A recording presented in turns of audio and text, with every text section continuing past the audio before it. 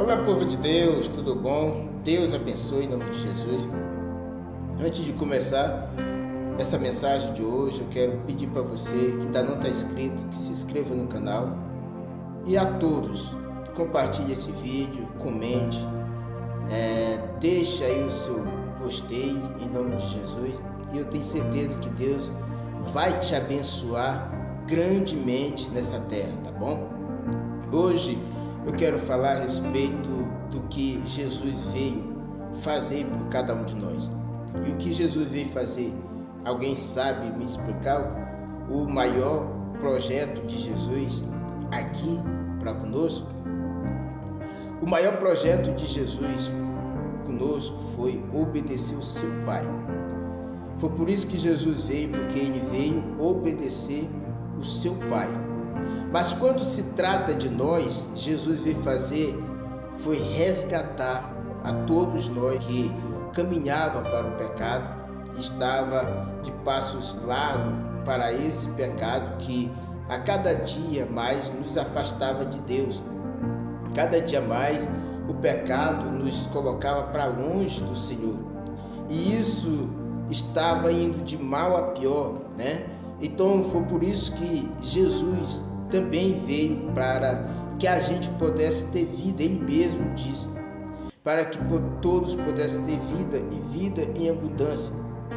Mas o projeto de Jesus, quando saiu de lá, foi para obedecer o seu Pai. É por isso que ele diz: Deus amou o mundo de tal maneira. João escreve, né? Diz: Deus amou o mundo de tal maneira que deu seu Filho unigênito para todo aquele que nele crê não pereça, mas tenha a vida eterna. Jesus já saiu de lá sabendo o que ia acontecer aqui. Jesus já saiu de lá do seu trono, já sabendo que ele ia enfrentar aqui como Deus. Ele sabia o que ele ia enfrentar. Então, aleluia, ele já sabia a sua morte, por isso que ele anunciou, aleluia, para os seus discípulos que ele ia morrer, mas em 3 dias ele ia ressuscitar. E se a gente for prestar atenção nesse versículo, nem os discípulos não pegaram muito essa palavra de Jesus. Que a gente vai ver que quando Jesus morre, aleluia, e que passa o 3º dia e ninguém viu Jesus, a não ser o boato, segundo eles, que as mulheres viram o homem, né? E depois entraram lá e não viram mais ninguém. Então, aleluia, eles apenas nisso não acreditaram muito.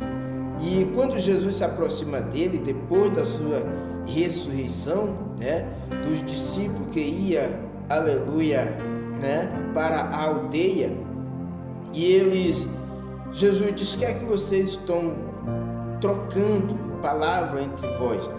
E porque ele está triste? Aí eles disseram para Jesus, né?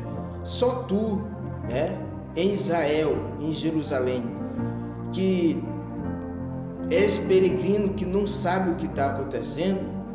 Um homem que era rico, poderoso em obras, né? E a gente pensava que ele era o Cristo, mas hoje é o 3º dia e ele não apareceu. Então aqueles discípulos já estavam desacreditando que Jesus era o discípulo, que Jesus era o Senhor, né? Que Jesus é Deus e que veio de Deus. Ele já estava num processo de desacreditar, né? Então o projeto de Jesus é esse: fazer a gente entender que, aleluia, nós precisamos de salvação. Fazer a gente entender que nós precisamos ser libertos. E como é que vamos ser libertos? Para início, a gente precisa crer. Crer que Deus é o Senhor, que Deus é soberano na nossa vida. A gente precisa crer, né? Aleluia. O crer, a Bíblia diz que o crer vem pelo ouvir, né? E ouvir a palavra de Deus. Então, no momento que a pessoa ouve a palavra do Senhor, a gente tem que crer que realmente aquilo que nós estamos ouvindo é verdade, é verdadeiro, né? Então, como, né, a gente nasceu num corpo corruptível, um corpo que tende ao pecado, né?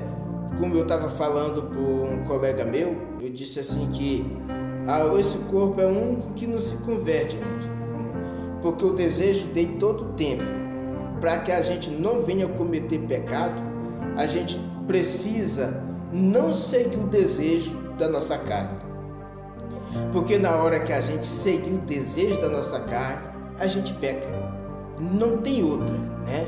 Então, essa matéria, o desejo dele é cometer pecados. Então, o inimigo está aí para isso, né?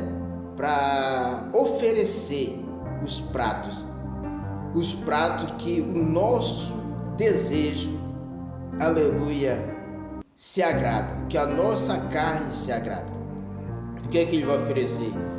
Como eu sempre gosto de falar, para o homem ele oferece geralmente mulheres, para as mulheres ele oferece homens, para, aleluia, os ambiciosos ele oferece a fartura, a riqueza, ou o meio mais fácil de conquistar isso, aleluia. Por mentiroso ele oferece aquilo, né, que ele sabe que o mentiroso vai mentir. Então ele arma todos os projetos certinho para que a gente possa cair e pecar. Mas se nós estivermos fiel no Senhor Jesus e obediente e atento para a sua palavra, a gente não vai pecar, a gente não vai seguir os conselhos da nossa carne e nem tampouco do inimigo que está nos oferecendo o prato. E o desejo de Jesus é que todos, Jesus mesmo falou, eu gosto que todos, queria que todos se salvassem, mas não são todos, né, que vão se salvar ou que já, aleluia, estão no caminho da salvação, porque muitos que morreram longe da presença de Deus, outros nem acreditavam que Deus existe, né? Então, irmãos, são poucos os que vão se salvar, e a Bíblia, ela é bem clara, ela não mente, né? Então, o que eu quero dizer isso para você nessa oportunidade que eu tenho, fique mais atento, né? Fique mais atento. Os pratos, eles estão aí todos os dias para me oferecer, para mim, e oferecer para você. Os pratos, eles estão aí todos os dias, estão sendo oferecidos. E aparentemente a nossa visão é um melhor do que o outro, né? São coisas que parecem ser irrecusável e outros que até parecem bom, né? Diz assim, isso aí não causa problema nenhum, como diz o louvor, né? Aquele louvor que ele diz, isso aí não tem nada a ver, né? Não tem nada a ver isso aí.